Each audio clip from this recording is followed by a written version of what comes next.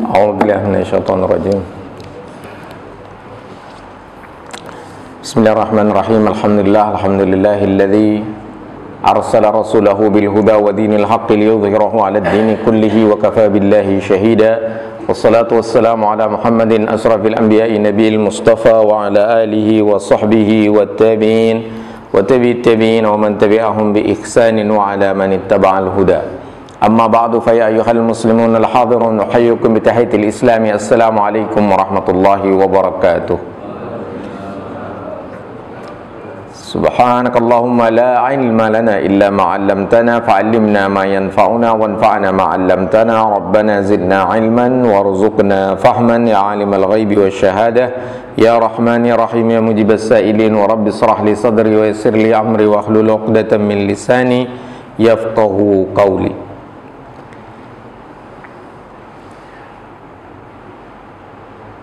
Bapak Ibu yang dimuliakan Allah, alhamdulillah kita bertemu kembali pada salat subuh berjamaah ini dalam rangka mengkaji ayat-ayat Al-Quran, hadis-hadis Rasulullah sallallahu alaihi wasallam agar menambah keimanan kita, meningkatkan ketakwaan kita, agar kita semakin bersemangat untuk menjalankan apa yang diperintahnya, meninggalkan apa yang dilarangnya, dan kita semakin dekat kepadanya sehingga meningkat pula hidayah kepada kita.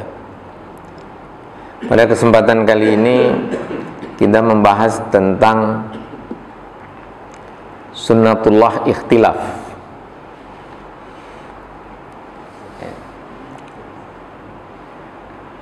Jadi perbedaan itu adalah sunnatullah. Dalam banyak hal kita itu berbeda. Perbedaan itu ada yang berupa keragaman, ada yang sampai ke tingkat diametral, bertentangan. Jadi ada yang keragaman, ada yang pertentangan. Pertentangan itu misalnya apa? Kalau hitam sama putih itu bertentangan atau beragam? Ya, ada yang mengatakan itu pertentangan diametral, warna itu hitam putih gitu. Ada yang mengatakan itu keragaman kalau dilihat dari spektrum warna, ada merah, ada kuning, ada hijau, ada hitam, ada putih. Kalau kafir sama muslim itu beragam atau bertentangan? Tanawu'an atau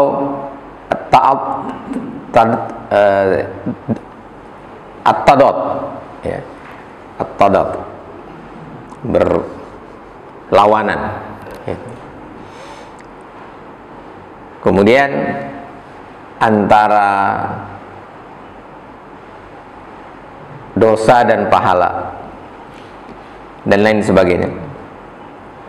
Dan di dalam Al-Quran, pertama di surat 5, surat Al-Ma'idah ayat 48, Allah berfirman, a'udzubillahi minasyaitonirrajim, wa anzalna ilaikal kitaba bil haqqi musaddiqan lima baina yadayhi minal kitabi muhaiminan alaihi fahkum bainahum bima anzalallahu wa la tattabi' ahwa'ahum amma ja'aka minal haqqi likullin ja'alna minkum syir'atan wa minhaja walau syaa Allahu laja'alakum ummatan wahidatan walakin liyabluwakum fima atakum fastabiqul khairat ilallahi marji'ukum jami'an fayunabbi'ukum bima kuntum takhtalifun.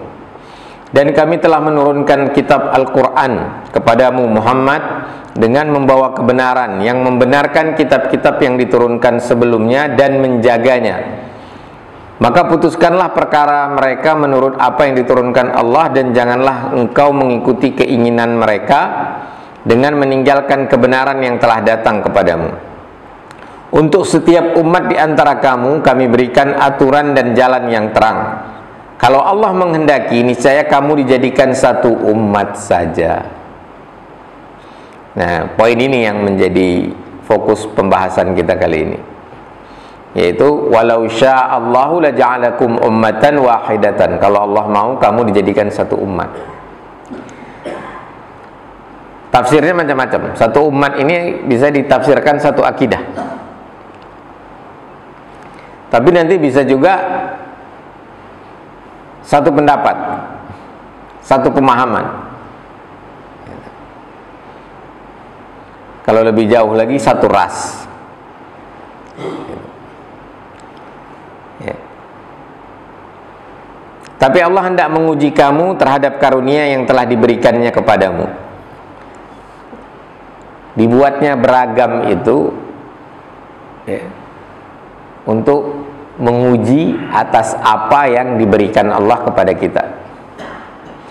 Kita diberikan kemampuan yang berbeda, bakat yang berbeda, ya, suku yang berbeda, keturunan yang berbeda.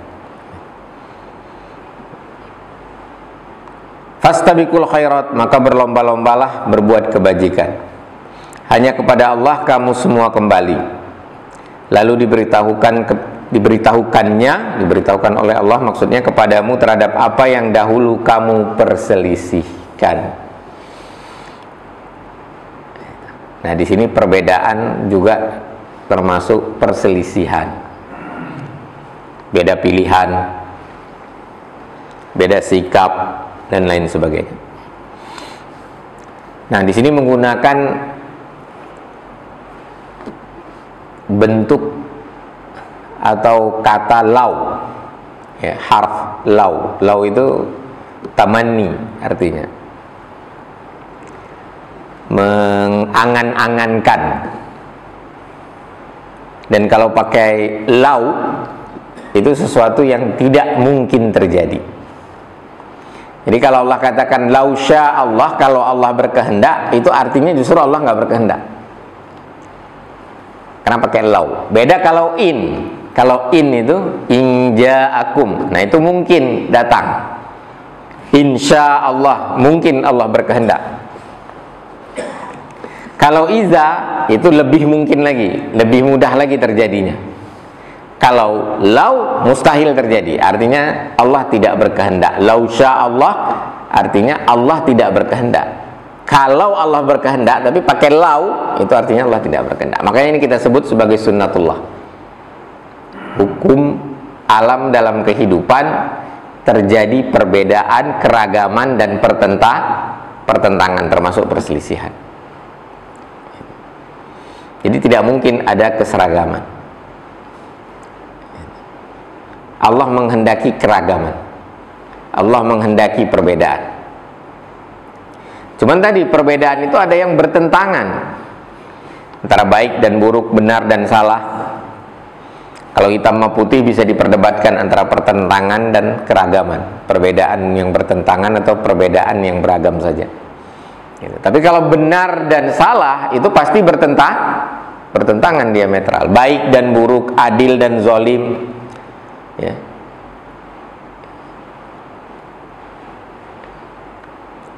Nah, jadi perbedaan itu sampai ke tingkat yang diametral.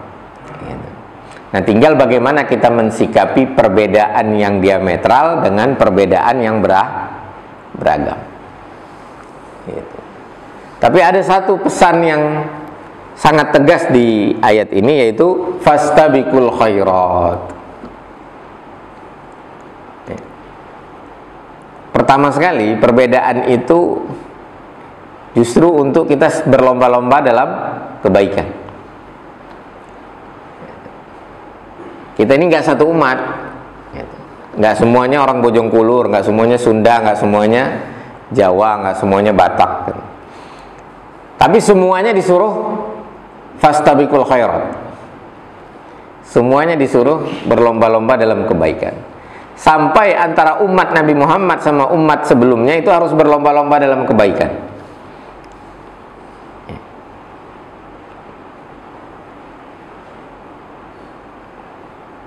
Jadi perbedaan itu tidak diciptakan untuk bertempur, untuk saling membunuh.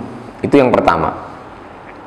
Kemudian senada dengan pesan di dalam surat Al-Maidah ayat ke-48 ini, dalam surat Al-Hujurat yaitu manusia diciptakan dari laki-laki dan perempuan, kemudian menjadi syu'uban wa qabaila, berbangsa-bangsa dan bersuku-suku, ya, lita'arafu, untuk saling berkenal. Kalau wajah kita ini sama, susah kenalan, Pak. Yang mana yang namanya Virus kita nggak tahu, mana yang namanya Pak Mizan kita nggak tahu, ya. Karena sama semua. Begitu juga kalau sampai sama jenis kelaminnya, semuanya lanang, itu nggak bisa disebut lanang kalau nggak ada wedok. Ya, jadi kembali lagi, perbedaan itu keniscayaan. Kemudian ayat yang semakna juga ada di dalam surat Hud, sebelum surat Yusuf, ya, surat 11. Di situ Allah berfirman,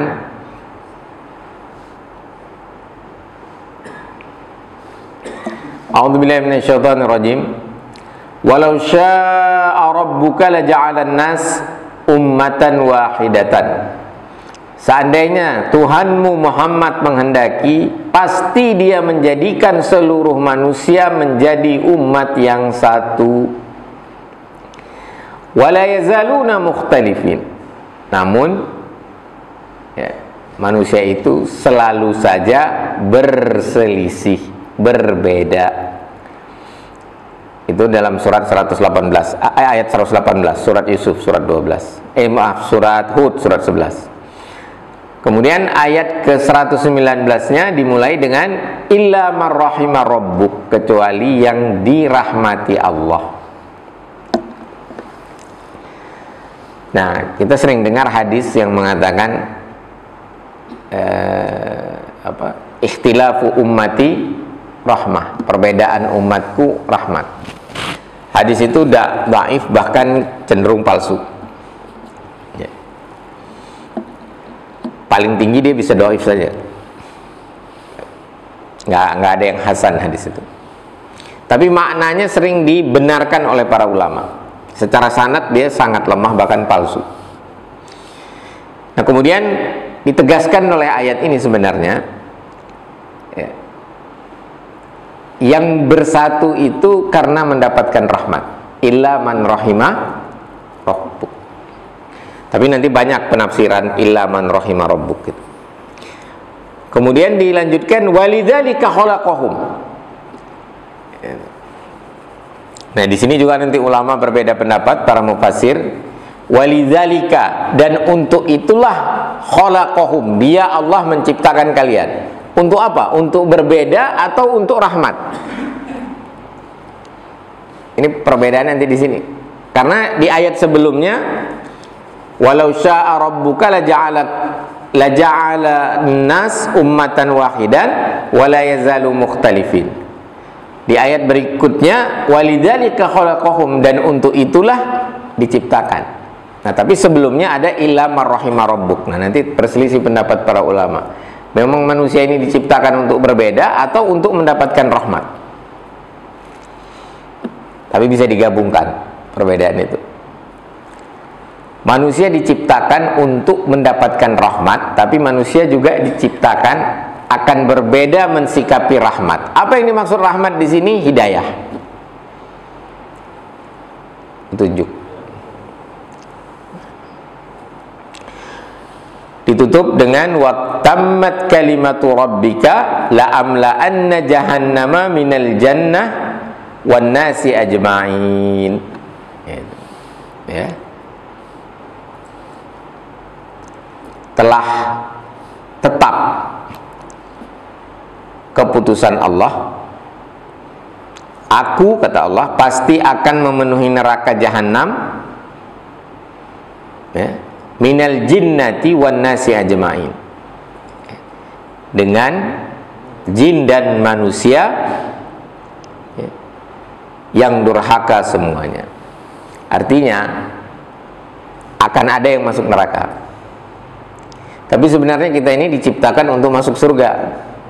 Walidzalika khalaqahum, itu lirahmah. Rahmah itu hidayah, ampunan, kemudian jannah dan ridho dan jannah.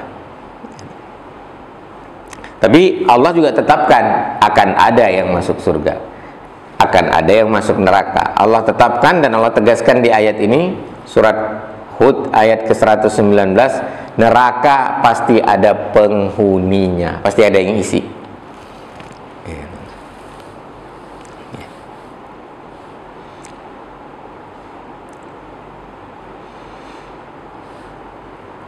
Ya, jadi yang paling penting itu bukan kenapa kita berbeda lagi sebenarnya, tapi bagaimana mensikapi perbedaan. Karena kalau kenapa itu memang kehendak Allah udah. Sehingga kita ini nggak boleh berpikiran untuk membuat manusia itu seragam. Karena itu mustahil. Ya. Pasti ada perbedaan. Ada teman saya dokter dibilang bidang kesisteman IT, itu pengen banget umat Islam ini bersepakat dengan satu sistem kalender. Saya bilang mustahil. Kemudian nggak ada juga urgensi syar'inya. Dia dan teman-temannya itu menganggap kalau kita ini punya satu kalender. Satu kalender itu artinya satu hari, satu tanggal. Kalau tanggal 12 Ramadan hari Senin, di seluruh dunia harusnya tanggal 12 Ramadan hari Senin. Atau tanggal 1 Ramadan hari Ahad, di seluruh dunia tanggal 1 Ramadan, termasuk yang besoknya Ramadan itu harusnya hari Ahad gitu.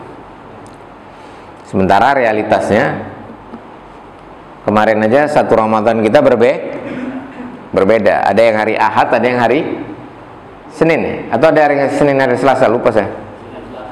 Senin Selasa ya. Lebarannya sama. Jadi mustahil, Pak. Dan nggak ada juga perintah agama untuk membuat satu kalender. Umat Islam itu kalendernya harus satu, nggak ada. Artinya tidak ada urgensi syar'i. Satu kalender itu ada urgensinya apa? Urgensi administratif aja. Dan itu bisa memakai yang sudah ada, yang sudah disepakati dunia itu kalender Masehi. Sistem Qamariyah. Maaf, sistem Syamsiyah, sistem lunar dan Masihiyah. Masihiyah artinya dikaitkan dengan kelahiran Isa Al-Masih. Yang kita pakai sekarang ini. Nah itu dia satu hari satu tanggal itu. Jadi kalau hari ini tanggal berapa? Seluruh dunia tanggal 5 itu hari apa? Hari Ahad. Biarpun di Amerika ini kan belum. Amerika ini masih hari Sabtu nih.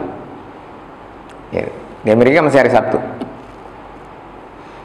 Ya, selisihnya 12 jam, kadang 11 jam, tergantung musim panas atau musim dingin. Nah, di Amerika tanggal 4, tapi nanti tanggal 5-nya hari Ahad. Nah itu kalau pakai sistem Syamsiyah, sistem solar, sistem matahari. Tapi kalau sistem bulan, lunar, sistem rembulan lebih tepatnya, ya, peredaran rembulan, itu mustahil itu. Karena dia bisa berubah secara ekstrim kita bilang. Jadi gini, Saudi Arabia itu bisa lebih telat 4 jam daripada Indonesia. Bisa juga lebih dulu 20 jam. Karena peredaran bulan itu begini, Pak. Kalau matahari gini. Kalau bulan enggak gini nih.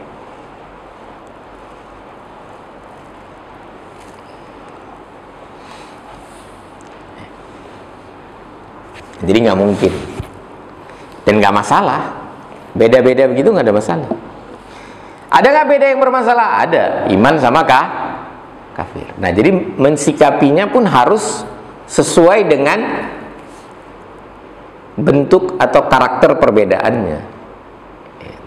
Bahkan kalau iman dengan kafir, bagaimana mensikapinya? Ditolak tapi ditolerir, atau ditolerir tapi ditolak. Kita katakan kafir itu salah, tapi kita tidak paksakan mereka untuk menjadi mukmin. Kita biarkan saja, ya udah terserah. Karena di samping Allah mengatakan, walau sya'allahu laja'alakum ummatan wahidan, kalau Allah berkehendak Allah akan jadikan kamu umat yang satu. Allah juga mengatakan, faman sya'a falyu'min wa man sya'a falyakfur, barang siapa yang mau silakan beriman, yang mau silakan kafir. Dan itu Allah berkehendak bisa. Kalau Allah nggak berkehendak, ya nggak bisa.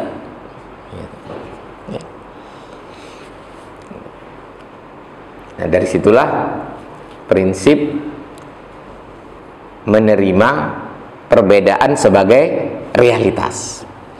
Nah, kemudian ada orang yang berusaha menjadikan perbedaan itu bukan sekedar realitas, tapi pemahaman ideologis. Kalau perbedaan itu realitas, kita menyebutnya pluralitas. Kalau perbedaan itu menjadi sebuah ideologi, disebutnya sebagai pluralisme. Nah, kalau ini kita tolak nih, pluralisme. Karena dalam pluralisme itu ada ide, ada gagasan agar kita itu jangan menampilkan ciri khas. Umat Islam itu yang wanita jangan berjilbab. Ini diterapkan di Perancis. Di tempat-tempat umum nggak boleh orang pakai kalung salib, nggak boleh pakai jilbab, nggak boleh pakai sorban. Tapi yang lucunya kalau orang Sikh tetap boleh.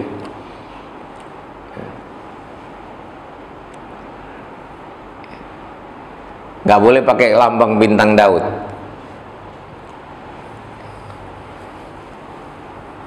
Nah, ini ngawur kalau ini pluralisme itu ngawur. Perbedaan itu cukup sebagai realitas, tidak usah menjadi sebuah ideologi.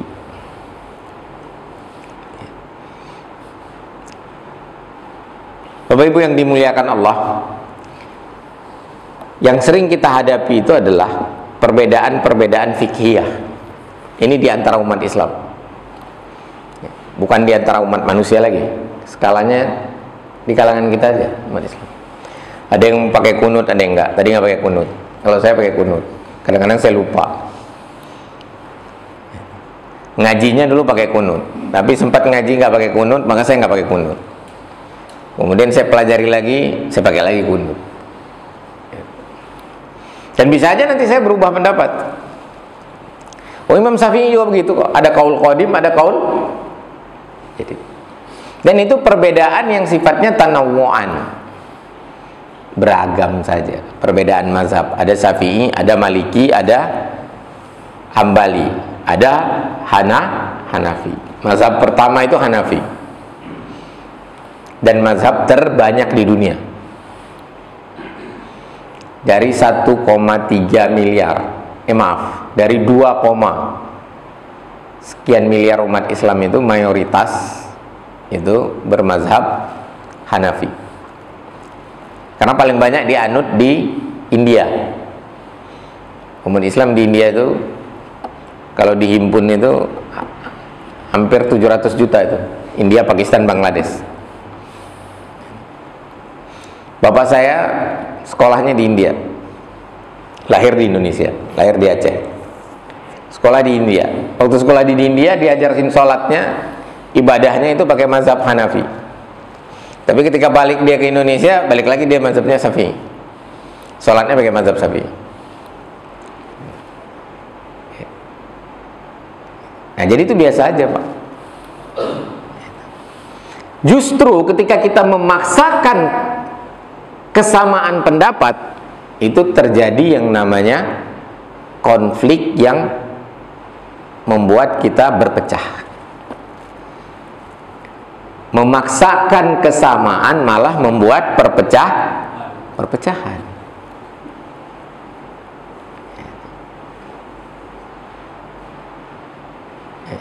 Coba deh paksa orang Muhammadiyah sholat Idul Fitrinya sama NU, kalau berbeda. Atau bukan masalah sholat, kalau sholat idnya mungkin aja sama ya, tapi paksa orang Muhammadiyah suruh pakai ru'yah, mau pakai bisa. Begitu juga, jangan coba-coba paksa orang NU pakai hisab. NU itu tetap menganggap ru'yah itu ibadah, bukan sekedar metode. Kalau Muhammadiyah menganggap metode ru'yah itu hanya metode, bukan ibadah.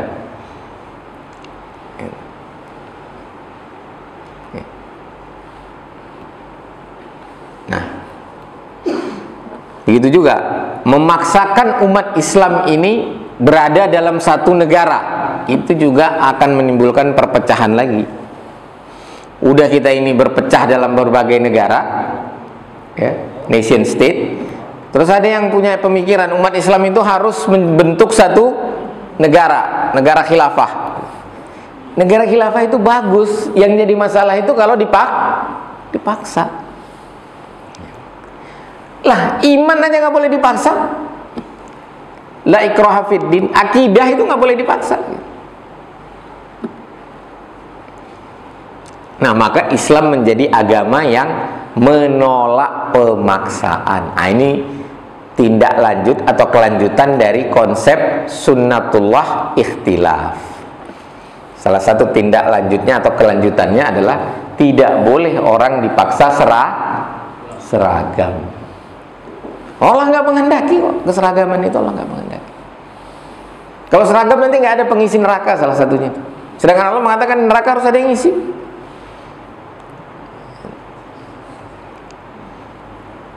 Dan ini bukan hanya berlaku pada manusia, tapi berlaku pada jin juga. La'amla'annal jahannam minan nasi wal minal jin wan nasi ajma'in. Jin juga nggak semuanya kafir, nggak semuanya muslim.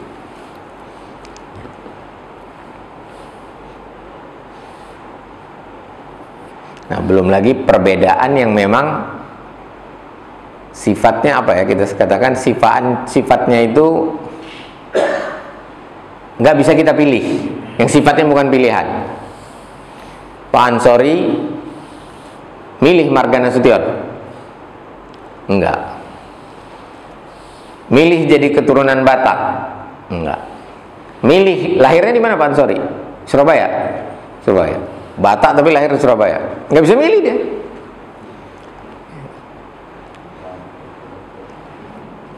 Nah, jadi ada perbedaan yang bawaan nggak bisa dipilih. Ada perbedaan yang pilihan. Jadi nanti perbedaan itu ada yang bertentangan, ada yang merupakan keragaman, ada yang bawaan bukan pilihan, ada yang pilihan. Menjadi muslim itu pilihan atau bawaan? Pilihan. Sholat subuh berjamaah? Pilihan. Pakai kunut? Pilihan. Nggak pakai kunut? Pilihan. Tapi ada yang nggak pakai kunut bukan pilihan ada. Tadi saya nggak pakai kunut, padahal bukan pilihan saya. Kenapa? Karena imamnya nggak pakai kunut. Nggak pakai kunut, ngikut imam. Tapi sebenarnya itu pilihan juga, milih ikut imam. Kalau nggak nanti salat saya batal sendiri saya. Yang pakai kunut, nggak pakai kunut, salatnya sah. Yang lebarannya tanggal 10, yang puasanya tanggal 11, maupun yang tanggal 12 atau tanggal 10 sah. Bahkan yang bedanya sampai 2 hari juga sah saja. Yang penting dia yakin. Karena ada yang walaupun bagi saya itu ngawur banget gitu, menetapkan 1 Ramadan itu melihat pasang surut air laut. Kan nggak ada teksnya, nggak ada nasnya. Tapi ya udah, biarin aja mereka begitu. Nah, sekarang kita masuk ke, masih ada waktu kita ya. masuk ke pembahasan illa man rahima rabbuk, kecuali yang diberi rahmat. Jadi orientasi kita itu bukan pada penyeragaman, tapi pada mendapatkan rahmat Allah. Cari rahmat Allah. Nah, dengan demikian nanti yang terjadi persatuan. Persatuan itu adalah kondisi yang kita inginkan dan kita yang secara sukarela masuk ke dalam satu barisan.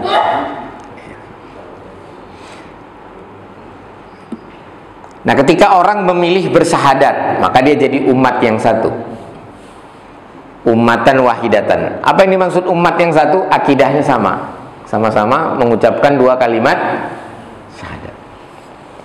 Tapi apakah nanti menjadi mazhab yang satu? Enggak juga. Sama-sama bersahadat, tapi ada yang mazhab Syafi'i, ada yang mazhab Hanafi, ada Maliki, ada Hambali. Tapi ketika sukarela memilih Hanafi, yang lain juga sukarela memilih Hanafi, mazhabnya jadi satu, bersatu dalam mazhab. Nah, yang paling penting itu bersatu dalam akidah, karena akidah yang menentukan kita masuk surga atau masuk neraka. Jadi ayat ini ditutup dengan kalimat la'amla'anna jahannam, itu artinya silahkan berbeda dan pasti berbeda, tapi jangan sampai perbedaan yang membuat masuk neraka, atau mensikapi perbedaannya salah sehingga masuk neraka. Jadi dua, silakan berbeda, silakan bermazhab, beda-beda mazhabnya, silakan beda-beda organisasinya, silakan beda-beda negaranya, kewarganegaraannya, tapi jangan sampai perbedaan itu membuat kita masuk neraka. Atau yang kedua, mensikapi perbedaannya membuat kita masuk neraka.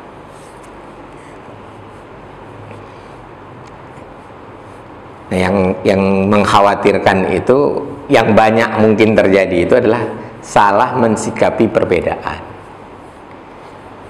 Karena ngotot pengen seragam semua, sependapat semua. Nah, itu enggak. Jangan, itu udah mustahil. Karena Allah pakai lau sya'allah. Di berbagai ayat Allah pakainya lau. Lau itu harapan yang tidak mungkin, tamanni. Jadi angan-angan saja gitu. Jadi kalau kita berharap seperti itu sebenarnya itu mustahil. Ya. Jadi penting juga memahami makna huruf atau partikel dalam bahasa Arab. Apa bedanya lam, li dengan bi, ba dengan min, dan lain sebagainya. Demikian, mudah-mudahan bermanfaat, mudah-mudahan membuat kita bijak dalam mensikapi perbedaan, baik itu perbedaan pendapat, perbedaan suku, perbedaan warga negara, termasuk perbedaan pendapatan. Ini di tafsirnya kalau nggak salah juga begitu, termasuk perbedaan itu perbedaan rezeki dalam tafsirnya. Tapi intinya apa? Intinya jangan sampai masuk neraka. Walaupun neraka pasti ada penghuninya, tapi jangan sampai itu kita. Demikian. Kalau misalnya ada yang mau didiskusikan, falyatafaddal.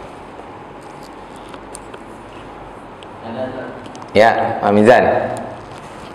Ya, kehidupan yang berhubungan dengan piagam Madinah ini kan kompleks. Tapi waktu itu jaminan dari mungkin ada gitu. Tapi beda dengan keadaan yang sekarang kan. Seolah-olah misalnya contohnya kita mayoritas Islam, tapi nggak ada jaminan penyelenggaraan terjadi diskriminasi. Ini ada hubungannya piagam Madinah dengan realitas itu. Dalam piagam Madinah itu disebutkan ada 2 atau 3 komunitas. 3 komunitas. Komunitas mukmin, komunitas musyrik Quraisy, dan komunitas Yahudi. Dan masing-masing komunitas itu tetap dengan kepercayaannya masing-masing, tapi bisa saling bekerja sama, tidak saling memaksakan kehendak, dan tidak saling menyerang. Tapi kemudian nggak bertahan itu piagam. Kenapa? Karena ada yang nggak rela. Ada yang nggak rela. Dan salah satu sebab nggak rela itu karena ada pemikiran rasialis gitu, terutama dari kelompok Yahudi yang menganggap ras mereka lebih unggul. Kenapa nabinya orang Arab bukan orang Yahudi? Padahal kami orang Yahudi udah susah-susah keluar dari Palestina ke Madinah. Salah satu harapan mereka itu nanti muncul nabi dari situ, dan itu dari kalangan Yahudi. Nah, beda lagi kalau kafir Quraisy. Ya. Kenapa agama yang dibawa Muhammad itu nggak sesuai dengan ajaran nenek moyang? Ya.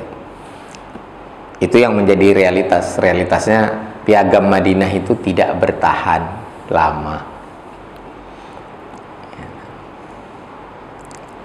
Nah, realitas hari ini gimana? Realitas hari ini beragam. Yang paling menyedihkan itu realitas kaum muslimin di Palestina. Kalau di Indonesia ini masih enak, masih nyaman.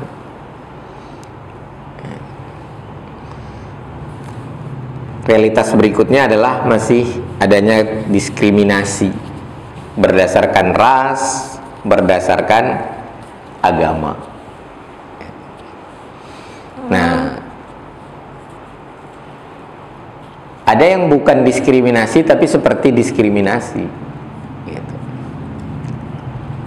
Ya. Apa itu? Ya misalnya persaingan dalam masalah ekonomi. Ya seperti diskriminasi, tapi ya sebenarnya bukan diskriminasi, itu masalah persaingan aja. Persaingan. Tapi ada juga masalah keadilan. Tapi bukan karena diskriminasi. Misalnya gini lah, siapa yang mau nyogok dapat izin, yang nggak nyogok nggak dapat izin. Nah, itu kan bukan diskriminasi. Tapi masalah keadilan, masalah sistem.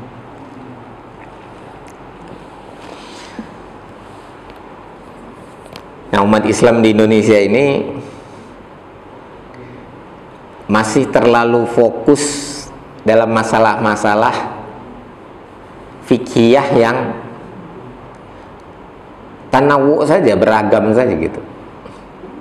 Dan itu ada analisis ya, saya tidak mengatakan ini benar atau salah dulu lah, tapi banyak yang menganalisis ini memang warisan Belanda. Itu warisan Belanda, dan itu nasihatnya Senokogronya. Buat umat Islam ini sibuk dalam masalah perbedaan fikih.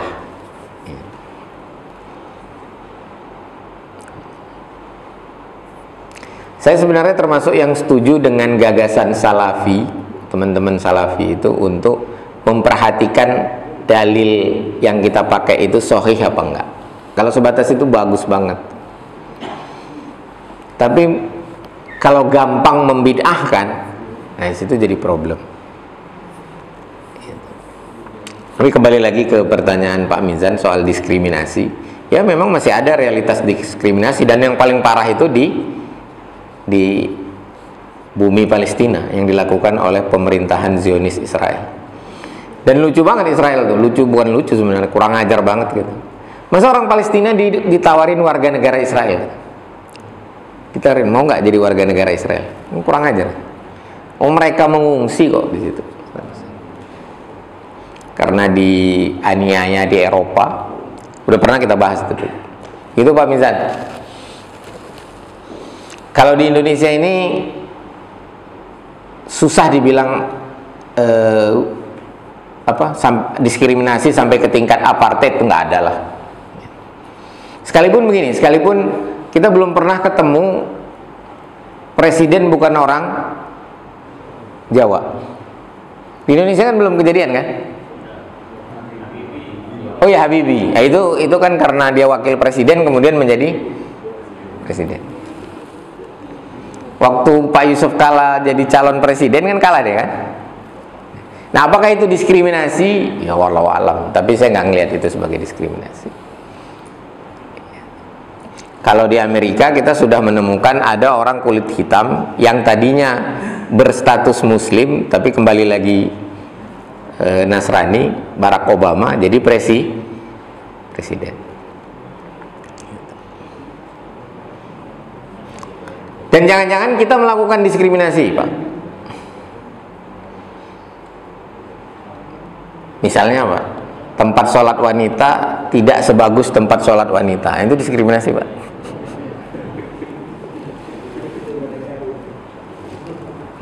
Ibu-ibu ada yang protes. Tapi alhamdulillah toiletnya udah bagusnya sama lah. Oh, karpetnya beda kelas kualitasnya.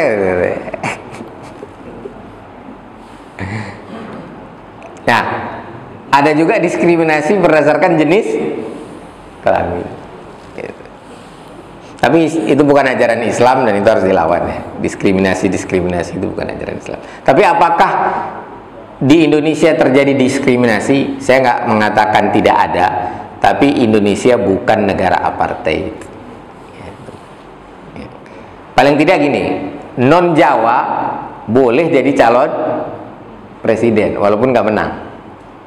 Orang turunan Arab udah pernah jadi calon presiden, kalah karena sembako.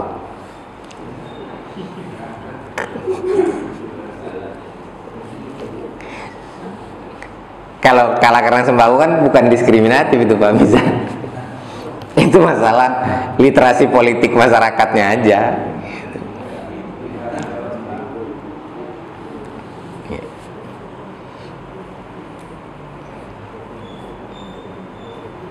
Begitu. Yang pakai kunut nggak boleh jadi imam di Masjid Al-Hidayah. Nah, itu baru diskriminasi, Pak. Tapi itu diskriminasi yang ringan masih.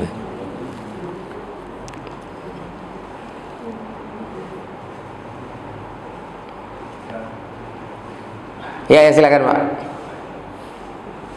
Assalamualaikum warahmatullahi wabarakatuh. Waalaikumsalam.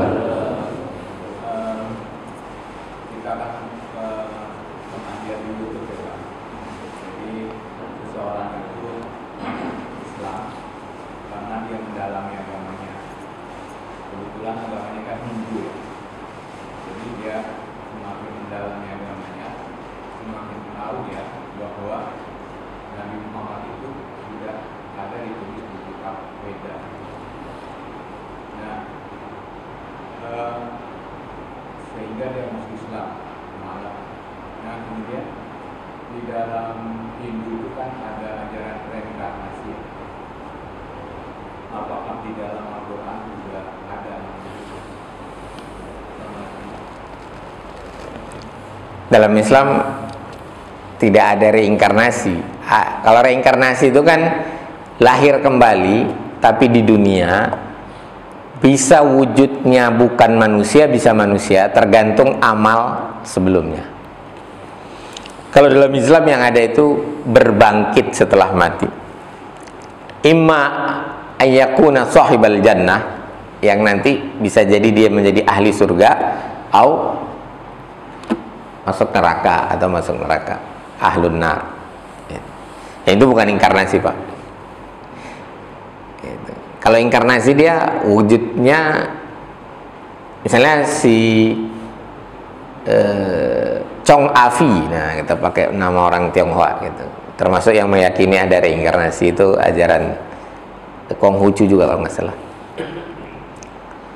Itu kalau dia baik, nanti dia meninggal, hidup lagi, dia bukan lagi pada jasadnya si Chong Afi itu, hidup lagi dalam jasad lain, tapi bisa jadi pangeran karena dia berbuat baik, naik kelasnya gitu.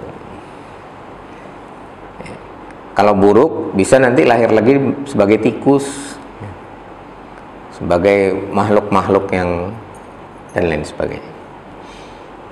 Nggak ada, tegasnya nggak ada. Dalam Islam nggak ada ajaran reinkarnasi, Pak. Kalau dalam Hindu ada. Nanti reinkarnasi itu dikaitkan dengan karma kalau dalam Hindu. Kalau dalam Indonesia nggak ada. Indonesia hanya mengenal kebangkitan setelah kematian, ya, yaitu kiamat disebutnya, bisa. Kalau nggak salah pernah saya bahas di sini atau di mana. Sering orang mengatakan gini, ingat hidup cuma sekali. Hidup cuma sekali. Oh bukan, maaf. Ingat hidup tidak selama.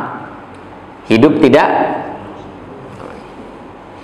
Itu kalau itu kita ingat terus menerus, kita nggak selamanya hidup, bakal mati. Itu bisa dua tuh arahnya.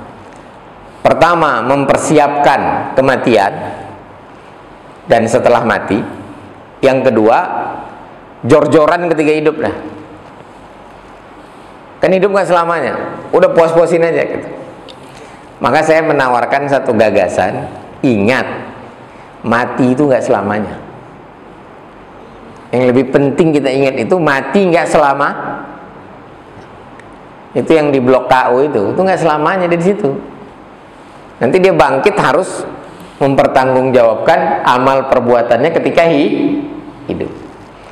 Jadi jangan cuman ingat hidup tidak selamanya, tapi mati juga tidak selamanya. Gitu Pak, itu tambahan aja dari tadi. Dalam Islam ada nggak inkarnasi? Nggak ada. Ya silakan Pak.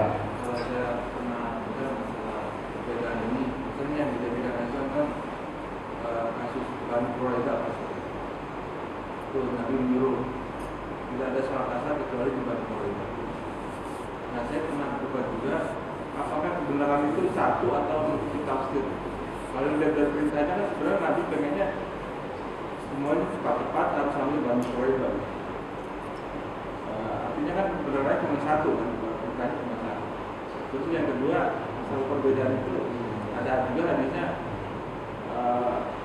kaum Yahudi ada 71 golongan, kaum Nasrani 72 dan kaumku nanti 73, semuanya masuk neraka kecuali satu. Artinya kebenarannya cuma satu.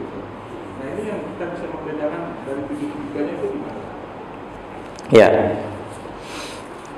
Yang terakhir dulu ya, yang perbedaan sataftariku di situ bukan satahtalifu. Kalau nggak salah hadisnya itu teksnya sataftariku, akan berpecah. Kalau Yahudi bahkan telah berpecah, ya. Yahudi berpecah menjadi 71 golongan. Yahudi ini pengikut Nabi Musa. Satu kelompok, semuanya masuk neraka kecuali satu. Jadi yang masuk neraka berapa? 70.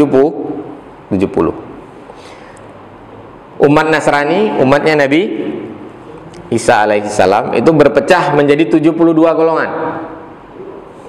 Semuanya masuk neraka kecuali satu. Jadi yang di neraka berapa? 71. Wasataftariku ummati, dan akan berpecah umatku, kata Nabi Muhammad, menjadi 73. Jadi setiap nabi itu nambah perpecahannya. Nabi Musa umat Yahudi berapa perpecahannya? 71. Nasrani 72. Umat Nabi Muhammad 73. Semuanya masuk neraka kecuali, berarti umat Nabi Muhammad berapa yang masuk neraka? 72. 72 kelompok ya, bukan 72%. Nah ini para ulama berselisih pendapat dalam memahami kata 70. Karena orang Arab nyebut 70 itu jarang sekali, saklek itu 70 gitu. Jadi angka 7 itu banyak aja maksudnya. 7, 70, 700, 7.000. Itu artinya banyak. 7 lapis langit itu bukan benar-benar 7 lapis, Pak. Itu artinya berlapis-lapis itu langit itu gitu. Orang Arab itu, orang Arab klasik ya terutama, kalau nyebut 7 itu maksudnya banyak gitu.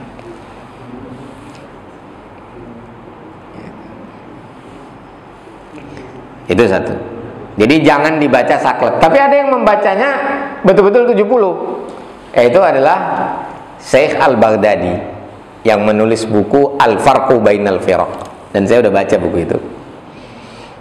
Itu dia memahami umat Nabi Muhammad itu adalah orang yang bersahadat kemudian rusak sahadatnya. Itu nanti ada Syiah, dia bahas Syiah ada berapa kelompok, ada Murji'ah, ada Khawarij, ada Mu'tazilah, Qadariyah, Jabariyah, itu semua dibahas, totalnya jadi 72. Nah, tapi banyak yang memahami begini, umat Nabi Musa 71, 70 masuk neraka, 1 masuk. Siapa yang masuk surga? Yang ikut Nabi Musa. Yang ngelawan Nabi Musa masuk neraka. Nah, kenapa umat Nabi Isa jadi 72 pecahnya? Yang tadinya ikut Nabi Musa, pas diutus Nabi Isa nggak mau ngikut Nabi Isa, maka jadilah 72. Kenapa umat Nabi Muhammad jadi 73? Orang Nasrani yang tadinya ngikut Nabi Isa nggak mau ikut Nabi Muhammad, jadi tambah lagi 1. Kalau ada Nabi lagi, itu perpecahannya jadi berapa? 74, Pak. Begitu memahaminya, Pak. Hadis perpecahannya. Jadi siapa yang masuk surga? Yang ngikutin Nabi Muhammad. Apa yang dimaksud ikut Nabi Muhammad? Bersahadat, asyhadu an la ilaha illallah wa asyhadu anna Muhammadar Rasulullah. Kalau yang syahadatnya asyhadu an la ilaha illallah tapi tidak pakai wa asyhadu anna Muhammadar Rasulullah, sementara dia umat Nabi Muhammad, artinya hidup setelah diutusnya Nabi Muhammad, maka dia masuk neraka. Sekalipun dia mengakui Allah itu esa, maka kita itu akidahnya syahadatain, bukan syahadat saja, bukan satu saja, harus syahadatain, harus dikaitkan sama Nabi. Semua umat itu akidahnya harus syahadatain, harus mengakui kenabiannya. Jadi kenapa nambah? Karena kenabian Nabi Muhammad tidak diakui. Saya lebih memilih pemahaman yang tadi, Pak, yang beda syahadatnya, bukan beda mazhabnya. Kalau beda mazhabnya masuk neraka, berarti kebenaran. Baru saya jawab yang ke pertanyaan pertama tentang kebenaran. Berarti kebenaran itu terkait pada mazhab dong. Bukan. Kebenaran itu pada dasarnya tunggal, yang kita sebut sebagai kebenaran mutlak, yaitu Allah. Al-haqqu min rabbik. Nggak ada itu al-haqqu min syafi'i, nggak ada. Al-haqqu min hanafi, nggak ada. Al-haqqu min maliki, nggak ada. Al-haqqu min hambali, itu nggak ada. Al-haqqu min nahdiyin, nggak ada. Al-haqqu min muhammadiyatin, nggak ada. Al-haqqu min irsyadiyin, nggak ada. Al-haqqu min salafiyin, nggak ada. Nggak ada itu. Al-haqqu min rabbi, nggak ada. Al-haqqu min fairuz, itu nggak ada. Al-haq. Tapi fairuz harus benar. Itu yang disebut shawab. Kebenaran tidak pernah dari manusia, tidak pernah dari organisasi. Kewajiban kita itu mengikuti kebenaran sampai tepat. Nah, tepatnya itu kita sebut benar, dalam bahasa Arabnya shawab. Nah, untuk bisa shawab, kitanya harus sodik, harus benar dalam arti jujur. Supaya juga shawab, di samping jujur, kita harus berpegang pada yang benar dalam arti sahih, yang valid. Sahih itu benar dalam arti valid. Dan pernyataan yang kita ikuti, pernyataan yang syadid, yang tepat, yang sesuai dengan kebenaran. Jadi kita hanya bisa berusaha untuk sesuai dengan kebenaran. Kita tidak pernah jadi kebenaran. Nah, kenapa terjadi pemaksaan kehendak? Karena orang menganggap kebenaran itu begitu melekat pada dirinya dan orang lain harus benar seperti kebenaran dia, gitu. Nah, itu bahaya itu.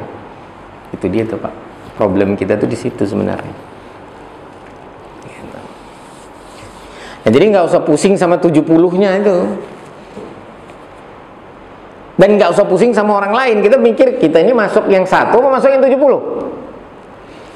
Ini bapak-bapak mau milih masuk yang 1 yang selamat apa yang 70? Yang selamat. Ikutin aja ajaran Nabi Muhammad. Tapi orang beda-beda, Pak. Ada yang mengatakan kunut itu bid'ah, ada yang mengatakan kunut itu sunnah. Nah, itu perbedaannya kan diametral itu. Sunnah sama bid'ah itu kan diametral gitu.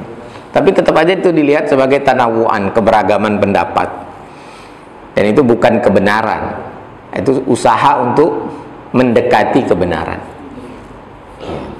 Kita harus benar. Kenapa? Karena kita bukan kebenaran.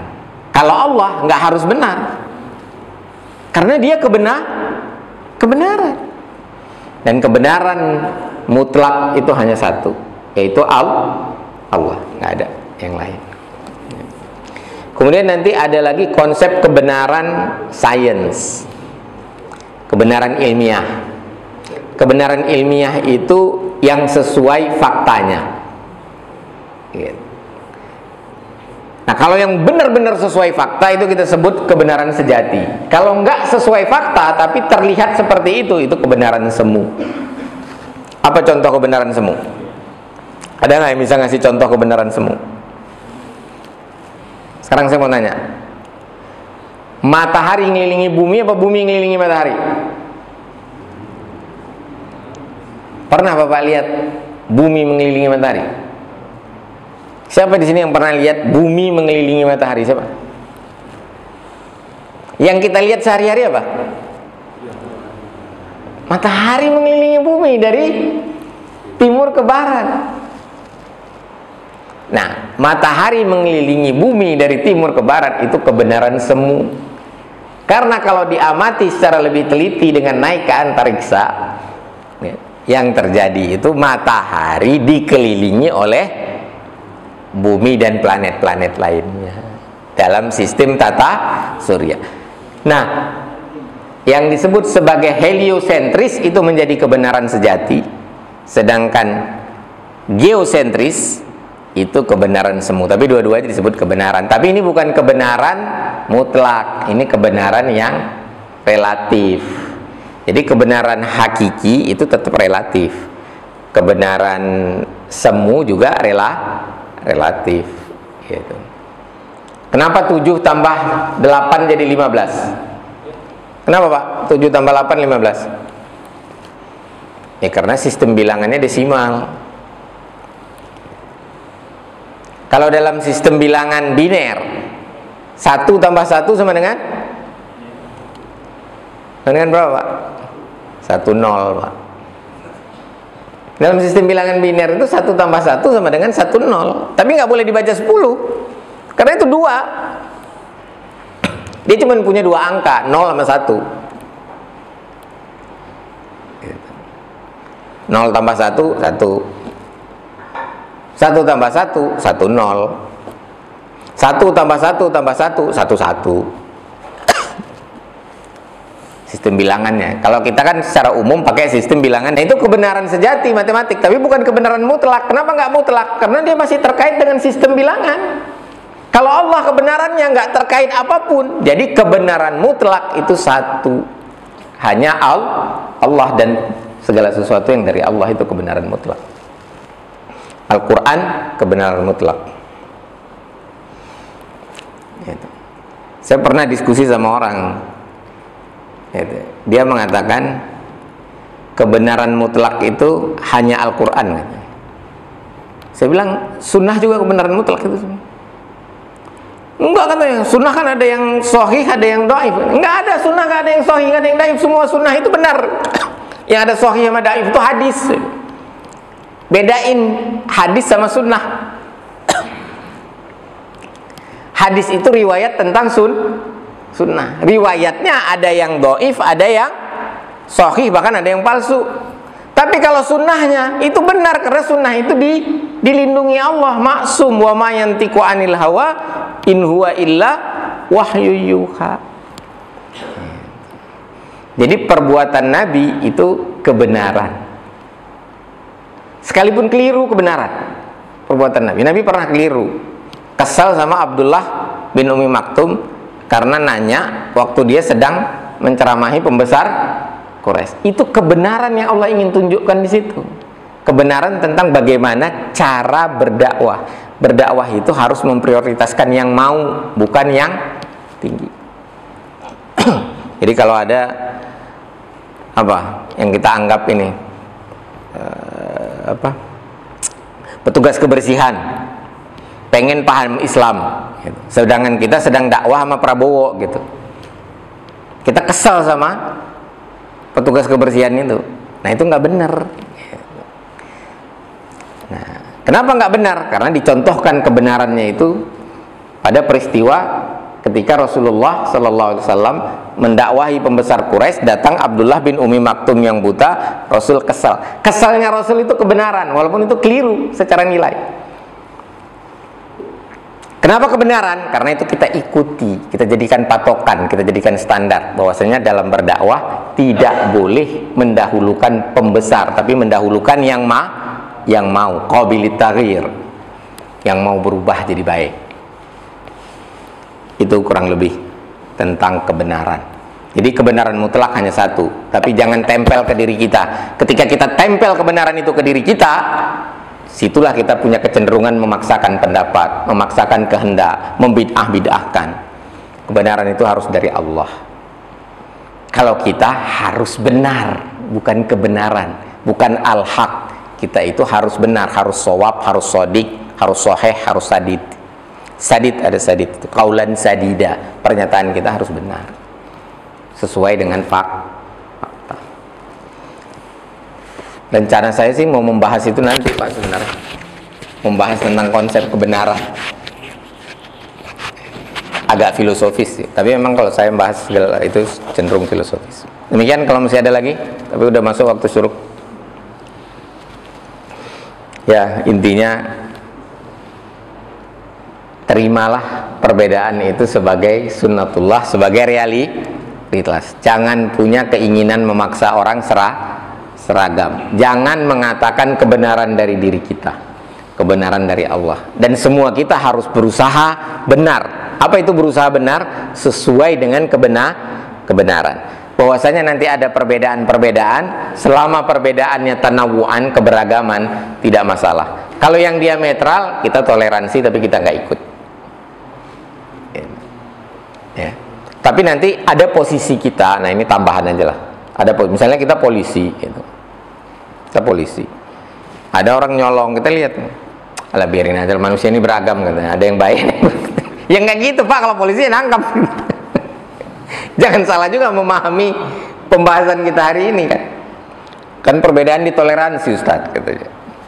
Ada orang yang mata pencahariannya dengan berdagang, ada yang dengan mencuri, katanya. Itu kan keberagaman, katanya. Enggak, kalau itu udah salah dan benar Pak, cara mensikapinya udah beda. Tapi beda kalau kita bukan polisi, kita lapor ke polisi. Ataupun kalaupun kita tangkap, jangan kita gebuki, jangan kita hakimi, kita bawa ke polisi. Gitu.